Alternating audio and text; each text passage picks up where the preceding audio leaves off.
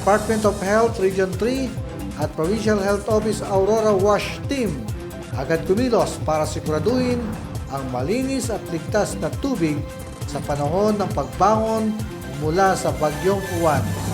Ulat sa atin ni Sinag Espinosa.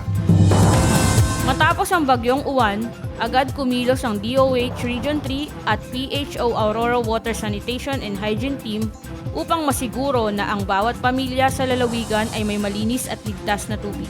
Layunin ng mabilis na aksyon na maprotektahan ang kalusugan ng mga mamamayan laban sa mga posibleng sakit na dulot ng kontaminadong tubig. Bilang bahagi ng kanilang pagsusuri, nagsagawa ang WASH team ng water sampling sa mga piling barangay ng Aurora. Kabilang ang Barangay Kadayakan, Maria Aurora, Barangay Janet, Dipakulaw Aurora, Barangay Kalabonan, Suklayin at Barangay 2 ng Baler Aurora.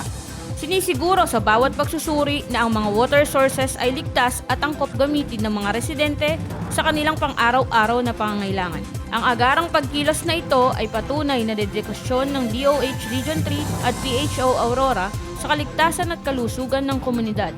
Sa tulong ng WASH team, nananatiling handa ang lalawigan sa pagtugon sa mga epekto ng kalamidad at patuloy na pinapalakas ang sistema ng kalinisan at ligtas na tubig sa bawat barangay.